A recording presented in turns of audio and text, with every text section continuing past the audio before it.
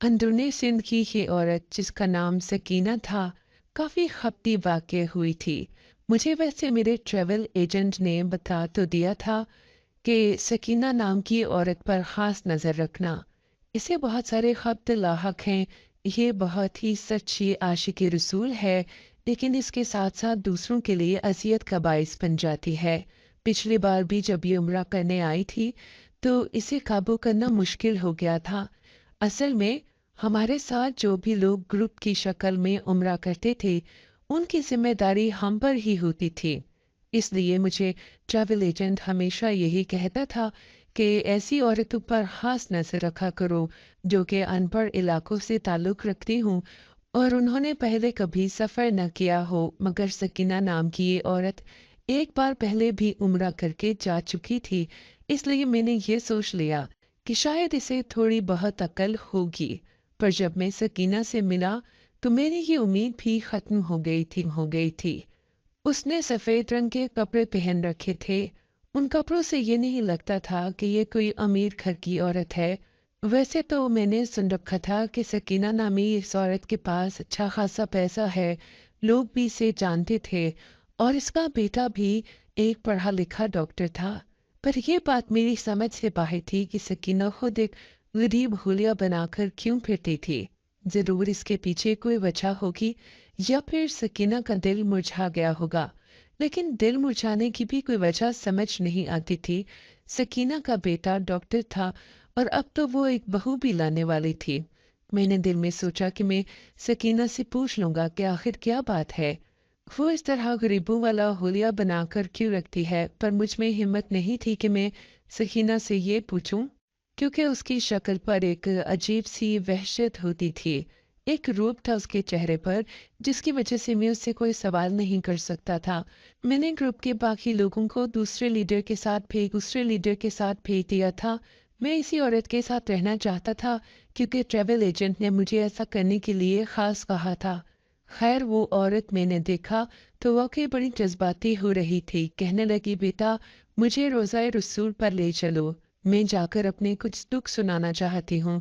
मैंने कहा कि आप पहले बाकी लवाजमात पूरे कर लें, उसके बाद हम रोज़ाए रसूल पर भी चलेंगे। मगर वो औरत मज़िद थी कि उसे सिर्फ रोज़ाए रसूल पर ही हाजिरी देना है। मैं परेशान हो गया था। मैं उसके पागलपन से वाकिफ था। उसके बारे में मैंने पहले भी ऐसी बातें सुन रखी थी। अम्मा जी, आप रोज़ा रसूल पर क्यों जाना चाहती हैं? अल्लाह के रसूल के लिए आप जो भी बात करेंगी वो उन तक पहुंच जाएगी। खास रोज़ा रसूल पर जाना ज़रूरी नहीं है। वहाँ पर मौजूद पुलिस अगर आपको देखेगी तो आपके लिए अच्छा नहीं होगा, क्योंकि यहाँ पर इस चीज़ को शिर्क समझा जाता है कि लोग रोज़ा रसूल पर जाकर कुछ मांगें। मगर अम्मा सकीना बस ये थी कि चली जाएं और दूर से ही देख लें। अम्मा सकीना मेरी बात समझकर जैसे गायब हुई। मुझे पता ही नहीं चला कि वो कहाँ गई थी। ऐसे मुकाम पर जाने के लिए इंसान को खास एहतियात करना पड़ती है। मगर अम्मा सकीना तो ऐसे घूमती फिरती थी जैसे ये उसके अपने घर का सहन हो। खैर मैंने उसे कुछ नहीं कहा था। उसकी दीवानगी के आगे मेरी सारी बातें बेकार थीं। काफी देर हो गई थी। मैं अम्मा सकीना को ढूंढने लगा, वो मुझे कहीं नजर नहीं आई थी। तभी मैंने बाहर से देखा तो अम्मा सकीना रोज़ाए रसूल के अंदर बैठी हुई थी। मुझे उस पर हैरत होने लगी थी कि वो यहाँ पर पहुँच कैसे गई, क्योंकि यहाँ पहुँचने के लिए इंसान को एक खास इजाज़त दरकार होती है। बहुत सारे लोगों की नज़र से गुजरना पड़ता है, लेकिन अम्मा सकीना ऐसे बैठी थी जैसे कि वो उसके अपने ही घर का कोई गोशा हो। मैंने देखा वो बड़ा रो रही थी और शिकवे शिकायतें उसके मुंह से शायद निकल रहे थे। उसके कहने का अंदाज बड़ा रो रही थी और शिकवे शिकायतें उसके मुंह से शायद निकल रहे थे। उसके कहने का अंदाज बता रहा था कि वो कोई बहुत ज़रूरी बात कर रही थी। बात भी दुख भरी थी, जिसकी वजह से उसकी आंखों से आंसू निकल रहे थे। उम्मा सकीना का रोने वाला अंदाज था। काफी देर यही मंजर देखता रहा, फिर मैं थक गया। मैंने सोचा कि मैं यहाँ खड़े रहकर उसका इंतजार करता रहा तो पता नहीं कितनी देर हो जाएगी। मुझे बाकी लोगों को भी होटल तक पहुँचाना था। इसीलिए मैंने जाकर वहाँ बाहर खड़े सिपाही से कहा कि यहाँ एक इस हुलिये की औरत है, इसे बाहर ले आओ। हरम की पुलिस काफी सख्त होती है इस मामले में। उसने फौरन ही जाकर अम्मा सकीना को बाहर भेज दिया। अम्मा सकीना रोते हुए बोली कि बेटा, मैंने अभी कल भी आना है। मैंने बहुत सारे गिले शिकवे करने हैं, बहुत सारी दिल की बातें करनी हैं, वरना मैं कहाँ रह पाऊंगी बेटा। जब तक इंसान अपने दिल का बोझ हल्का न कर ले, तब तक उसे चैन नहीं आता। और हाँ, मेरी बात सुन लो, सकीना की जिद देखकर हैरान रह गया था। तुम क्यों वापस नहीं जाओगी? बस मेरा दिल कहता है, मैं सच्ची आशिक रसूल हूँ और मैं इसी सरजमीन पर रहना चाहती हूँ। पर अम्मा, तुम्हें यहाँ रहने के लिए वीज़ा चाहिए और भी बहुत सारी ज़रूरियात होती हैं जिन्हें पूरा करना होता है। देखो, मुझे तो रिहाइश की कोई फिक्र नहीं है। मैं कहीं भी रह लूंगी, इसी हरम में रह लूंगी, यहीं सो जाऊंगी। लेकिन तुम ऐसे मत कहो, मैं यहाँ से अब एक कदम बाहर नहीं निकालूंगी। अम्मा सकीना की जिद देखकर मैं परेशान हो गया था। देख लेना तुम, मैं यहाँ से कहीं नहीं जाऊंगी। अम्मा सकीना की जिद ने मुझे मजीद उलझा दिया था। तब मैं उसे डांटने पर उतर आया। अम्मा सकीना, ये तुम कैसी बातें कर रही हो? कम अज कम तुम्हें इस बात का ख्याल करना चाहिए कि तुम हमारी जिम्मेदारी हो। अगर ऐसी उल्टी सीधी हरकतें करोगी तो यहाँ पर हमारे लिए भी काम करना मुश्किल हो जाएगा। तुम जब खुद उम्रे पर आओगी तो ये सब कुछ कर लेना, पर खुदा के लिए अभी इस वक्त ऐसा मत करो। नहीं बेटा, तुम मेरी बात को नहीं समझे। मैं तुम पर कोई आंच नहीं आने दूंगी, बल्कि मैं तुम्हारे लिए इज्जत का बाइस ही बनूंगी, कोई जिल्लत का बाइस नहीं बनूंगी। पर तुम भी तो मेरी बात को समझो। मैं यहाँ इतने अरसे के बाद आई हूँ, और देख लेना, जब मेरा मकसद पूरा हो जाएगा तो तुम्हें एक लड़का मिलेगा। उसके हाथ में फूलों के हार होंगे, फूलों के गुलदस्ते होंगे। उस वक्त तुम्हें अंदाजा हो जाएगा कि मैं ये सब कुछ क्यों कर रही थी।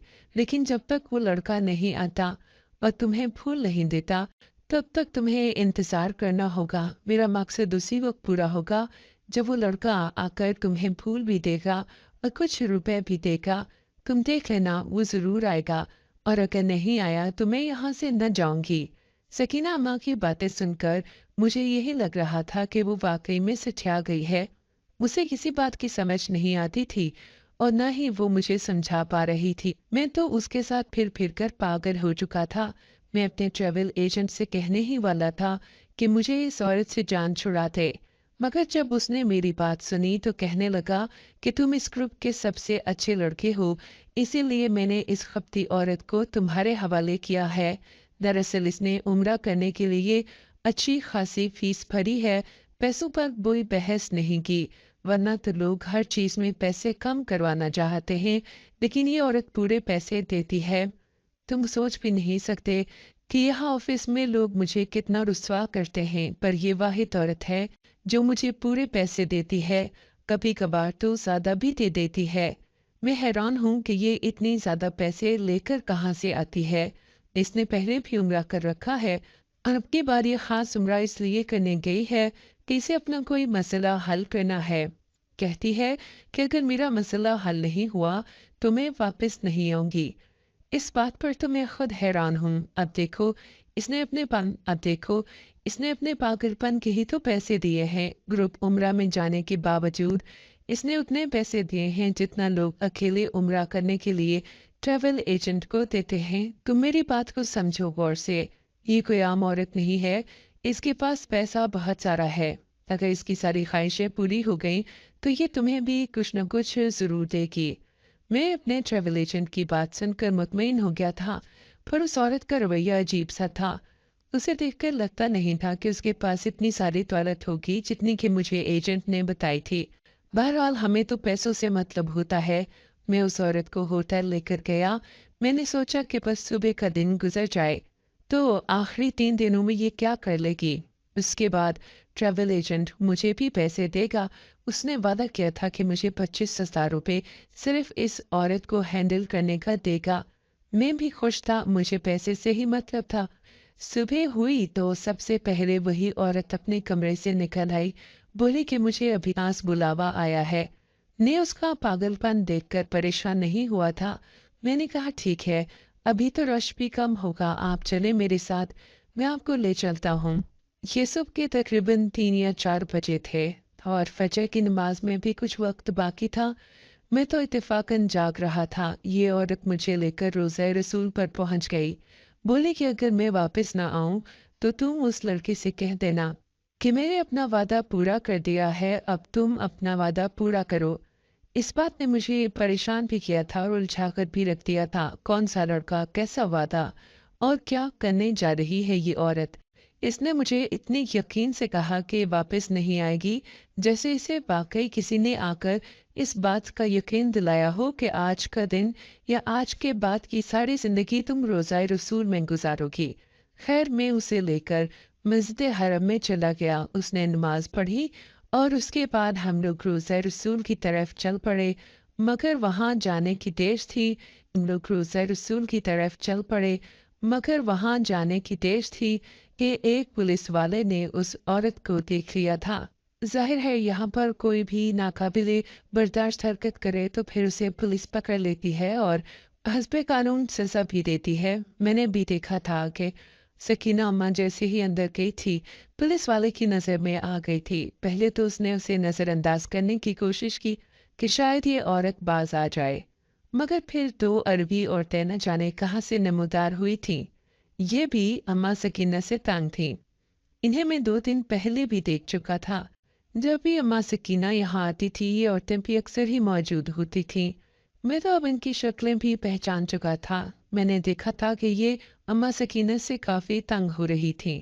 फिर पता नहीं क्या हुआ, इन्होंने अम्मा सकीना को ऐसे आगे की तरफ उछाला कि वो जाके रोज़ा रसूल की जाली पर लगी। इतने में नजर पुलिस वाले की अम्मा सकीना पर पड़ी। उसने जो देखा कि अम्मा सकीना हुआ बाहर ले आया था, क्योंकि अब वाकई में बहुत ज़्यादा हो चुका था। अम्मा सकीना को ऐसे पाक मुकद्दस मुकामात की हुर्मत का ख्याल होना चाहिए था, मगर इस वक्त गलती अम्मा सकीना की नहीं बल्कि उन दो औरतों की थी।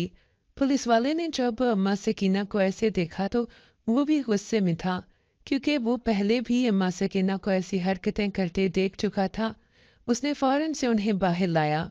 अम्मा सकीना दुहाइयाँ देने लगी, बोली कि खुदा के लिए मुझे रोज़ा रसूल तक पहुँचने दो।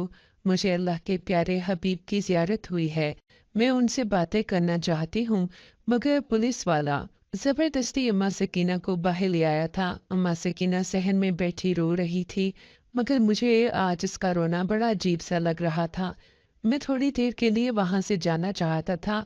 यकीन माने कि अम्मा सकीना की ये अजीब अजीब हरकतें देखने के बाद मेरा तो उनके साथ रहने का, उन्हें घुमाने फिराने का भी दिल नहीं करता था। सच पूछें तो आप मुझे शर्मता सच पूछें तो आप मुझे शर्मिंदगी भी होने लगी थी। मैं वहाँ के स्टाफ के सामने जाता तो मुझे शर्म आती थी कि मेरे ग्रुप के ऐसे ऐसे लोग हैं जो यहाँ की पुलिस के साथ साथ ज़ायरीन को भी तंग करके रखते हैं। मैं जाना भी नहीं चाहता था। सोचा था कि ट्रैवल एजेंट से माजरत कर लूँगा कि मुझे ये 25,000 रुपये नहीं चाहिए। ये औरत तो इतनी खपती थी, पागलपन की हदों को छू रही थी। मैं इसके साथ रहकर क्या कर सकता था। खैर, मैं जब शाम के वक्त वापस आया तो ये देखकर मेरी हैरत की इंतहा न थी कि वो औरत कहीं भी नहीं थी। उसने तो कहा था कि वो रोज़ाए रसूल पर होगी, पर ऐसा कुछ भी नहीं था। मैं जब सहन में गया, मैंने अम्मा सकीना को ढूंढा, क्योंकि वो अमूमन एक ही जगह पर बैठी रहती थी, उस जगह से हिलती भी नहीं थी। अम्मा सकीना को ढूंढते ढूंढते काफ़ी देर हो गई, पर वो मुझे कहीं नहीं मिली। तभी मुझे मालूम पड़ा कि वो तो इमरजेंसी में थी। उसके बाद खुदा जाने क्या हुआ, मुझे पूरी रुदात नहीं पता थी। खैर, बुरा चला, सुनने में आया कि वो तो इस दुनिया से ही जा चुकी है। ये सुनकर मेरी हैरत की इंतहा न रही थी। अम्मा सकीना को मैं कहता तो अम्मा ही था, लेकिन वो काफ़ी जवान लगती थी। ये उम्र उसकी फौत होने की नहीं थी। साथ ही उसने कोई वसीयत भी छोड़ी थी। उस वसीयत में क्या था, ये मुझे नहीं पता था, मगर अम्मा सकीना ने कहा था कि जब मेरा मकसद पूरा हो जाएगा तो एक लड़का आएगा जिसके पास फूलों का गुलदस्ता और हार होगा। मैं ये सोच ही रहा था कि मुझे होटल की तरफ आता एक लड़का दिखाई दिया जिसकी उम्र 25 साल के करीब होगी। उसके हाथों में वाकई में फूल भी थे और साथ ही एक गुलदस्ता और हार भी। ये देखकर मैं हैरान रह गया था। उधर अम्मा सकीना मौत की वादी में जा चुकी थी, इधर ये लड़का मेरे सामने खड़ा था। मुझे समझ नहीं आ रही थी कि हो क्या रहा है।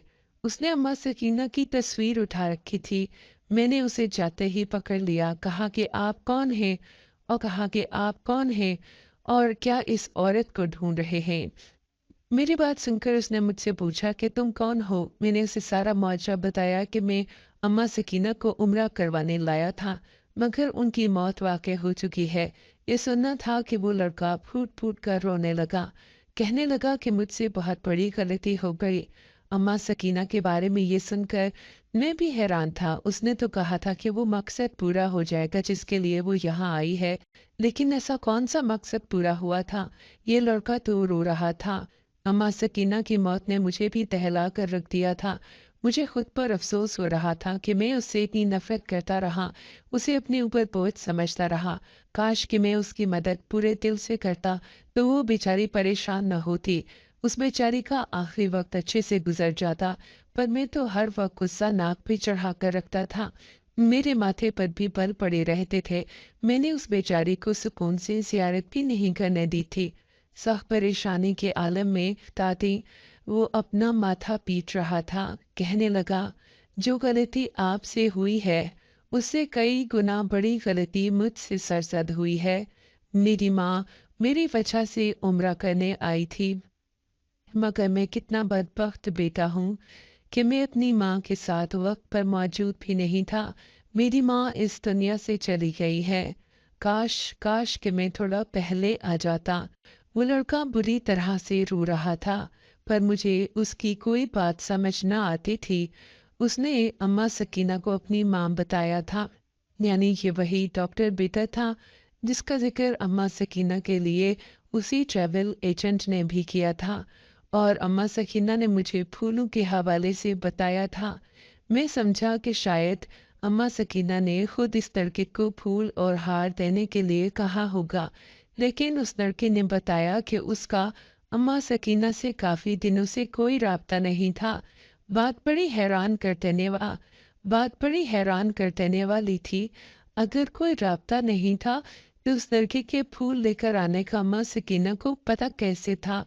और फिर उसने वसीयत क्या की थी? क्या वो यहाँ कोई ख़ास मकसद लेकर आई थी? क्या वजह थी? मैंने उस लड़के से ज़्यादा तफ़सीली बातचीत इसलिए नहीं की कि वो परेशान न हो जाए। वो तो यही सोचेगा कि मैं पता नहीं कैसी बातें करता हूँ, मुझे कोई बात समझ नहीं आती, या फिर मैं उसके ज़ख्मों पर नमक छिड़क रहा हूँ। मैंने उससे कहा कि तुम अम्मा सकीना की लाश जाकर मेडिकल सेंटर से ले लो, ताकि उन्हें बरवक्त पाकिस्तान पहुंचाकर तदफीन का बंदोबस्त किया जाए। पर हम क्या जानते थे कि हर मोड़ पर एक हैरानगी है जो हमारा इंतजार कर रही है। मैं उस लड़के जिसका नाम अब्दुल रज़ाक था, उसे लेकर मेडिकल सेंटर पहुंचा। हमने अम्मा सकीना के सारे कागजात जमा करवा दिए थे, पर मेडिकल सेंटर वालों, क्योंकि मैयत अब इधर ही रहेगी। ये बात सुनने के बाद ने और अब्दुल रज़ाक दोनों ही हैरान रह गए थे। अब्दुल रज़ाक पूछने लगा कि आप हमें मैयत क्यों नहीं देंगे? हम तो इनके असल वारिस हैं और इन्हें लेकर अपने गांव जाना चाहते हैं, जहां पर इनकी तदफीन होगी। हमारे पास पासपोर्ट समेत सारे कागजात भी हैं। फिर आप ऐसी बात क्यों कर रहे हैं? तब मेडिकल सेंटर वाले ने जो बात हमें बताई वो बड़ी हैरान कर देने वाली थी और हमारे लिए तो काबिले रश्क भी थी। मेडिकल सेंटर वाले ने कहा कि इस औरत ने मरते मरते वसीयत की थी कि अगर इसकी मौत यहाँ वाक़ई हो जाए तो इसकी आखिरी वसीयत को पूरा किया जाए।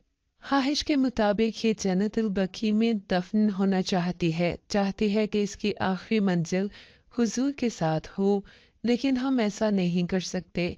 जन्नतुल बकी में बहुत ख़ास लोगों को जगह दी गई है और वहाँ मज़ीद लोगों की गुंजाइश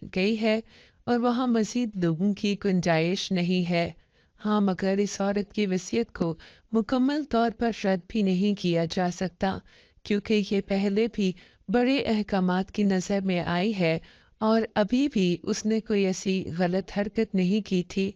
बेचारी के साथ पुलिस वाले ने भी बुरा रवैया इख्तियार किया।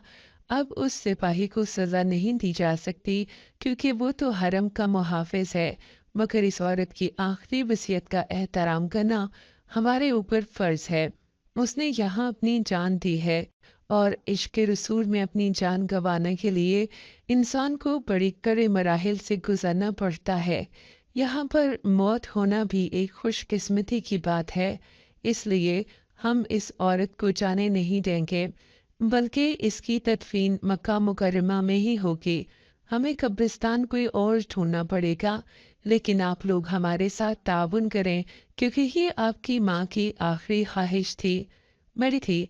मेडिकल सेंटर वालों ने जब ये बात हमें बताई तो अब्दुल रज़ाक हैरान हो गया था कि उसकी माँ इतनी नेक थी, जबकि वो बेयकीनी की कैफियत में बार बार मुझसे कहता कि क्या अम्मा सकीना तुमसे कोई मेरे बारे में बात करती थी, क्या वो मुझसे नाराज़ थी। तो मैं हर बार उसे यही कहता कि अम्मा सकीना ने मुझसे तुम्हारे बारे में कोई बात नहीं की, वो तो बस इश्क रसूल की बातें करती थी, उसके पास और कोई बात नहीं होती थी। ऐसे लगता था कि वो अल्लाह के रसूल के इश्क में डूबी हुई है। ये सुनकर वो लड़का मजीद रोने लगा, कहने लगा कि वो तो इश्क रसूल में डूबी हुई थी, लेकिन मेरा क्या, मैं तो गुनहगार हूँ, मेरी तो जिंदगी और आखिरत दोनों ही लुट गई। मैं क्या करूँगा, अम्मा ने तो अपनी आखिरत संवार ली है, मगर मुझे इसी तरह छोड़ गई हैं। मेरे पास तो कोई तरीका नहीं कि मैं अपनी मग़फ़िरत करवा लूँ, अम्मा से माफ़ी मांग लूँ। अम्मा मेरी वजह से यहाँ पहुँची थी।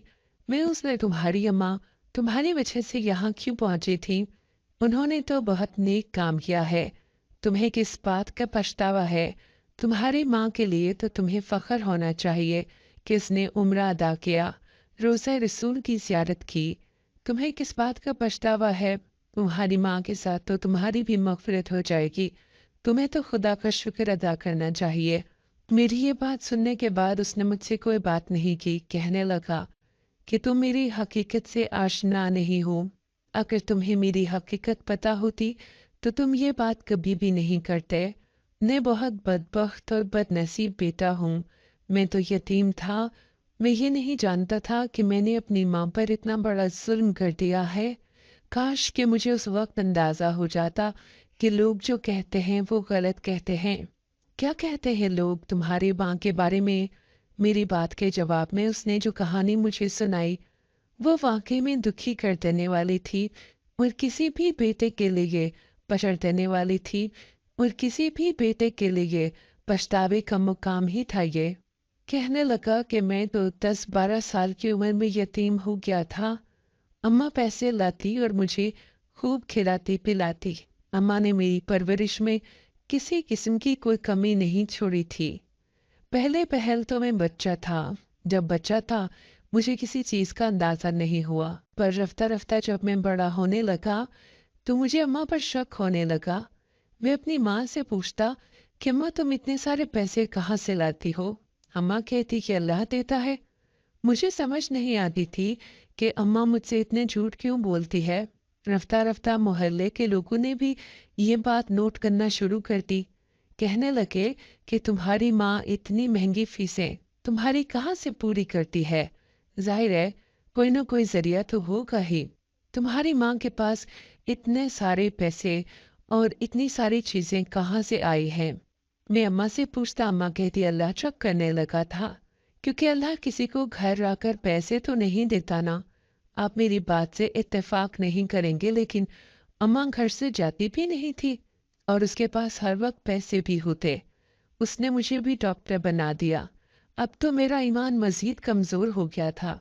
माफ़ कीजिएगा, मगर जब इंसान ज़्यादा पढ़ लिख जाता है, खासकर कोई ऐसी डिग्री जिससे वो खुद को बहुत बड़ा हीरो समझने लगे, तो फिर वो मज़हब से थोड़ा बहुत दूर हो ही जाता है। मैं भी ऐसा ही हो गया था। मैं अम्मा से कहता कि तुम पता नहीं कहाँ से पैसा लाती हो। तुम्हारा अंजाम बहुत बुरा होगा, देख लेना, क्योंकि जो काम तुम कर रही हो मुझे नहीं पता कि वो हलाल है या हराम है। मेरी माँ कहती कि मेरे खात्मे के बारे में बात न करो, ऐसा खात्मा होगा मेरा कि दुनिया देखेगी। मैं अपनी माँ की बातें हवा में उड़ा देता था। पूरे मोहल्ले के लोग मेरी माँ के बारे में गलत बातें करते। मैं उन्हें रोकता भी नहीं था, क्योंकि वो तो मुझे ठीक लगते थे। और आज जब मैंने اپنی ماں کا یہ روپ دیکھا ہے، ماں کا یہ اختتام دیکھا ہے تو میرا دل سخت پریشان ہو گیا ہے۔ سمجھ نہیں آتی کہ میں اپنی ماں سے معافی کیسے مانگوں۔ میری ماں مجھے چھوڑ کر چلی گئی ہے، آپ ہی بتائیں میں کیا کروں۔ میرے پاس بھی اس کے سوال کا کوئی جواب نہیں تھا، اسی لیے یہ کہانی آپ کو سنا رہا ہوں۔ آپ بتائیے کہ ہمیں کیا کرنا